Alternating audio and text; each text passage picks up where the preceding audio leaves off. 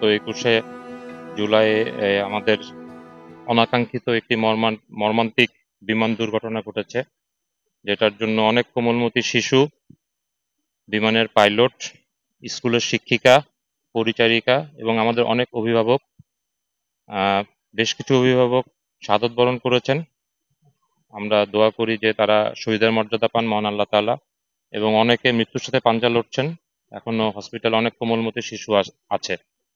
তো আমি wing commander Sadiq, বিমান বাহিনীর অফিসার হিসেবে আমাদের সম্মানিত বিমান বাহিনী প্রধান এবং অন্যান্য সকল বাহিনীর সদস্যদের পক্ষ থেকে আমরা বিভিন্ন শহীদের পরিবারের সাথে দেখা করতেছি, তাদের জন্য আমরা দোয়া করতেছি। আমরা যে সামরিক কায়দাতে সামরিক স্যালুট বলি আমরা, এবং ছোট্ট একটা প্যারেডের মাধ্যমে আমরা আমাদের পক্ষ থেকে সর্বোচ্চ যে সম্মান জানানো যায় সে সম্মান জানাচ্ছি, এবং শহীদের পরিবারের সাথে তাদের যে বুকে চাপা কষ্ট, সেই কষ্ট আমরাও সামিল হতে চাই। আমরাও কাঁধ পেতে দিতে চাই, যাতে আমাদের শহীদের পরিবার আমাদের কাঁধে মাথা রাখতে পারে, আমরা যাতে ভরসার প্রতীক হইতে পারি। তো আমি সকলের কাছে দোয়া করব যে আমাদের প্রত্যেকের জন্য দোয়া করব, যাতে আমরা এই শোক কাটিয়ে উঠতে পারি এবং এই শোককে শক্তিতে পরিণত করে ছোট ছোট মাসুম বাচ্চারা তারা যাতে ভবিষ্যতে অনেক বড় হইতে পারে। বসুন্ধরা টিস্যু, অশুদ্ধতার বিরুদ্ধে এক বিন্দুও ছাড় নয়। সকল ভুক্তভোগী যাতে তাদের শোক কাটিয়ে উঠতে পারে, এবং বাংলাদেশ বিমান বাহিনী, সর্বোপরি বাংলাদেশ সশস্ত্র বাহিনী যাতে বাংলাদেশের সেবাতে নিজেদেরকে নিয়োজিত রাখতে পারে। প্রথমত হচ্ছে যে তদন্ত কমিটির কথা বলেছেন আপনারা।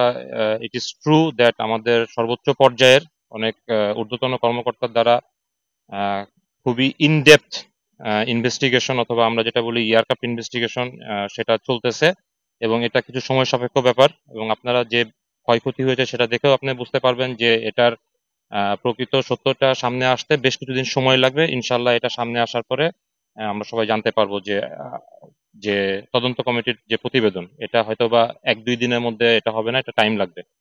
আর আপনারা জানেন যে আমাদের বার্ন ইনস্টিটিউট, সিএমএইচ এবং অন্যান্য যেসব হসপিটালে প্রথম দিন থেকে যেসব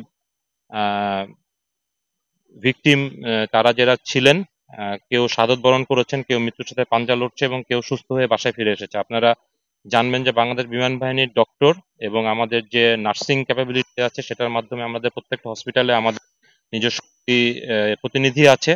আমরা 24/7 তাদেরকে যোগাযোগ রাখতেছি যখন রক্তের প্রয়োজন, অথবা ইভেন আমাদের সম্মানিত বিমান বাহিনীর প্রধান আমাদের একটি যাত্রীবাহী বিমান স্ট্যান্ড বাই রেখেছেন, যে যদি কোনো মুমূর্ষু রোগী দেশের বাইরে উন্নত চিকিৎসার জন্য প্রয়োজন হয়, তাহলে আমাদের নিজেদের বিমানে করে তাদেরকে যাতে within the shortest possible of time, অল্প সময়ের মধ্যে যাতে আমরা তাদেরকে নিয়ে যেতে পারি। আমরা আপাতত, এবং এটার সাথে অন্যান্য মানবিক যে কোনো সাহায্য সহযোগিতা এবং অনেক অ্যাডমিনিস্ট্রেটিভ প্রবলেম অনেক সময় ফেস করে হসপিটালে তাদের অ্যাটেন্ডেন্সরা, এগুলো আমরা বিমান বাহিনীর তরফ থেকে আমরা এতটুকু করার আছে এবং আমরা করতেছি। আপনাদের যদি ফার্দার যদি কোনো কিছু মনে হয়, তাহলে আইএসপিআর এর মাধ্যমে আপনারা আপনাদের সাজেশন দিতে পারেন। ইনশাল্লাহ আমরা ওটাকে ইমপ্লিমেন্ট করার চেষ্টা করবো আর কি।